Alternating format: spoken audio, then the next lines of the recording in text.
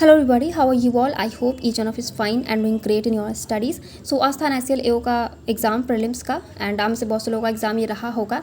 जिन लोगों का भी एग्ज़ाम था अपने अटेम्प्ट ज़रूर बताइएगा एंड कौन से शिफ्ट में आपका एग्ज़ाम पड़ा है वो भी बताइएगा साथ में। बिकॉज काफ़ी लोग बोल रहे थे कि 1:30 जो थी वो फर्स्ट शिफ्ट थी। मुझे कोई आइडिया नहीं है, ठीक है, क्योंकि मैं सेंटर पे लेट पहुंची थी, तो उससे पहले कोई एस्पायरेंट वहाँ पे थे या नहीं थे, बट वहाँ पे जो सर लोग थे वो थर्ड शिफ्ट बोल रहे थे, बट ये टाइमिंग थी मेरे एग्ज़ाम की 1:30, ठीक है। तो आप देख लेना, ठीक है, कि कौन सा था, ये थर्ड था या फर्स्ट शिफ्ट था। काफ़ी लोग बोल रहे दो ही शिफ्ट में था, 1:30 और 4 PM पे, ठीक है। वेदर बहुत ख़राब था एंड सभी के यहाँ होगा, ठीक है, सबको पता होगा, बहुत बारिश हो रही थी। तो बस किसी तरह मैं पहुँच गई सेंटर पे और एग्ज़ाम मैंने दे दिया थैंकफुली, ठीक है। तो ये सारी चीज़ें थी। बाकी जिन लोगों का एग्ज़ाम था वो देख सकते हैं इस शिफ्ट का, ठीक है। मैं जल्दी जल्दी बता देती हूँ क्या था, क्योंकि कल RRBPO मेंस का भी बहुत से लोगों का एग्ज़ाम होगा, ठीक है। तो सबसे पहले बात करते हैं इंग्लिश सेक्शन की। स्टार्टिंग इसी सीक्वेंस में रही थी हमारी, और इंग्लिश सेक्शन डुएबल था, बहुत ज़्यादा डिफिकल्ट नहीं था। लाइक होता नहीं है कि PO के एग्ज़ाम में काफ़ी लोग बोल रहे थे कि PO का लेवल रहता है, तो उस तरीके से मुझे तो नहीं लगा। बस कुछ क्लोज टेस्ट के क्वेश्चन थे जो थोड़ा सा ट्रिकी लग रहे थे कि हाँ यहाँ पे क्या होना चाहिए, तो वो थोड़ा सा बोल सकते हैं। बाकी रीडिंग कॉम्प्रिहेंशन की बात करें, वो भी स्टोरी बेस्ड भी नहीं था, बट अंडरस्टैंड कर सकते थे easily. I think social media पे तो नहीं था एग्जैक्ट, बट कुछ ई मार्केट से रिलेटेड था कि डिजिटल मार्केटिंग के थ्रू फार्मर्स को कैसे, जो उनका गेन हो रहा है उसको कैसे उनकी मार्केट को रीच करना, ऐसे करके था। तो मतलब डुएबल था, आप इजीली अंडरस्टैंड कर सकते थे। उसकी जो वोकैब्स थी वो आई थिंक एक प्रोड्यूस था, एक वैल्यू था, और वैल्यू एक क्लोज टेस्ट में भी हमारा था, तो थोड़ा सा हो सकता है इन लोगों को मतलब लोगों को कन्फ्यूज़न हो रही हो। तो वो सारी वोकैब्स थे दो, और मुझे एग्जैक्ट नहीं याद रहा। वैल्यू का तो मैंने प्राइस किया क्योंकि प्राइस को हाई करना था, ऐसा करके कुछ था। प्रोड्यूस का थोड़ा सा जनरेट, हाँ जनरेट मैंने किया क्योंकि वो भी कन्फ्यूजिंग था, उसमें क्रॉप भी दे रखा था आपका और भी दे रखे थे, बट जनरेट मुझे सही लगा तो मैंने किया। बाकी आप बताना आपने क्या किया है। थोड़ा सा इंग्लिश आपका भले ही ईजी था, बट वहाँ पे रहता ना कि एक्यूरेसी आपकी बहुत अच्छी है, तो आप कह सकते हैं। तो ये सारी चीज़ें थी। बाकी एरर डिटेक्शन हो गया, और जो क्या बोलते हैं हाँ मिस स्पेल्ड वर्ड हो गए, ये सारे डुएबल थे। और एक चीज़ थी, कुछ वर्ड्स बनाने वाले थे आई थिंक, तो वो क्वेश्चंस थे, ठीक है। बाकी सारी चीज़ें इजी लगी मुझे, थोड़ा सा एक दो क्वेश्चन को छोड़ के, ठीक है। और बाकी तो एक्यूरेसी पे डिपेंड करती हैं सारी चीज़ें। नेक्स्ट सेक्शन था हमारा रीजनिंग का। तो रीजनिंग सेक्शन में जिन लोगों ने मतलब पज़ल जिन्हें मैच करनी हो, तो आपका सॉरी मैं जल्दी में बोल रही हूँ, ठीक है। तो ये पज़ल थी हमारी, जिसमें इसमें ये दे नहीं रखा था आपको, ये एज है, ठीक है। एज आपको खुद ही कैलकुलेट करनी थी किसमें कैसे क्या रहा है। तो ये मेंबर्स थे, ये उनकी एज निकल रही थी। तो इसमें एक ऑड वन करके था, इसमें भी काफ़ी लोग कन्फ्यूज होते कि क्या होना चाहिए। तो इसमें प्राइम नंबर करके था कि सारे ऑड थे, तो लोगों को लगा था सब ऑड होंगे, बट नहीं, एक प्राइम था आपका, तो आंसर आपका A27 आ रहा था ऑड वाले में। बाकी सिलॉक्स के क्वेश्चन थे, इनइक्वालिटी थी आपकी लास्ट में, और एक ट्राइंगल वर्ड था जिसमें पेयर्स 3 निकल रहे थे, और जो मीनिंगफुल वर्ड थे वो मोर देन 2 ही हो रहा था, जो आंसर इसका बन रहा था वो रहेगा। तो ये दो आपके मीनिंग थे। और ये पज़ल थी आपकी आई थिंक ये 8 स्टैक वाली थी, ठीक है। तो ये QNPTROSM, ठीक है, थोड़ा सा ये था। और एक north facing south facing puzzle थी, जिसमें ये बोला गया था कि साउथ फेसिंग वाले ज़्यादा होंगे नॉर्थ फेसिंग से।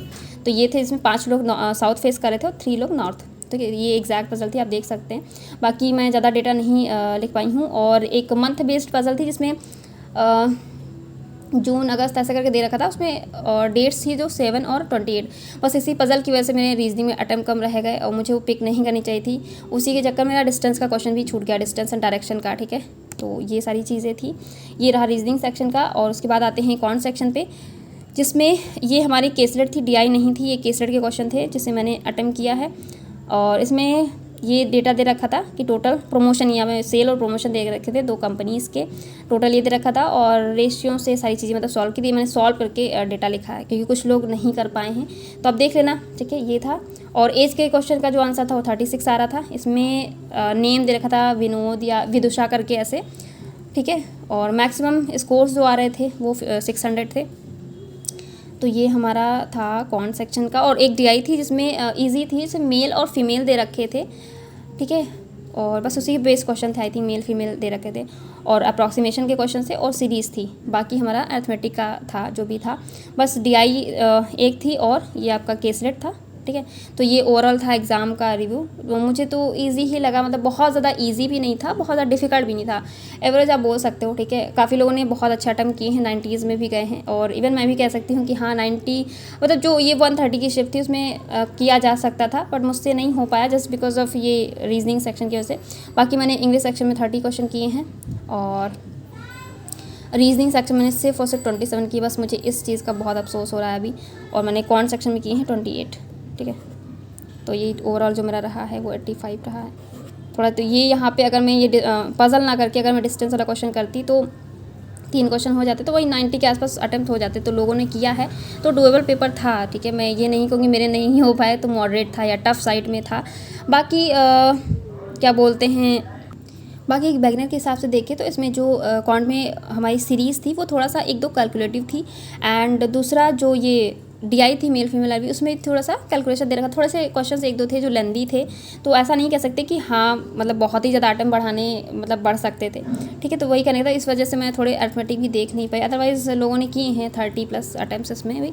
तो मुझे सिर्फ इस चीज़ का अफसोस है, बाकी इन दोनों से मैं सेटिस्फाइड हूँ, ठीक है, जैसा मेरा रहता है। बस मुझे रीजनिंग का थोड़ा सा लग रहा है। तो ओवरऑल अटैम्प्ट दे ही रहे हैं, बाकी पेपर दे दिया है, अब जो भी होगा देखा जाएगा। पेपर के बाद सोचने का कोई मतलब नहीं बनता कि ये क्वेश्चन रह गया, ये नहीं कर पाए, वो नहीं कर पाए। एक बार एग्ज़ाम दे दिया बस। हाँ थैंकफुली कि मैं एग्ज़ाम दे पाई, ठीक है, क्योंकि वो भी बहुत मुश्किल से ही मैं दे पाई हूँ, पॉसिबल ही नहीं हो पाता, ठीक है। तो बाकी जिन लोगों का कल आरआरबी पीयू मेंस का एग्ज़ाम है, आप लोग अच्छे से एग्ज़ाम दीजिएगा, ठीक है। आपके एग्ज़ाम के लिए ऑल द बेस्ट। एंड जिन लोगों का एग्ज़ाम नहीं है, आगे आने वाले एग्ज़ाम की प्रिपरेशन कर रहे हैं, ठीक है, सो उसके लिए आप ऑलिव बोर्ड का मॉक टेस्ट परचेज़ कर सकते हैं। जिन लोगों को परचेज़ करना है, जिन लोगों के पास नहीं है ऑलिव बोर्ड का सब्सक्रिप्शन, तो आप ले सकते हो, ठीक है। इस वक्त ऑफर भी चल रहा है। तो जैसे कि हमें सबको पता है कि SBI पीओ का नोटिफिकेशन आ गया और RBI भी हमारा आने वाला है।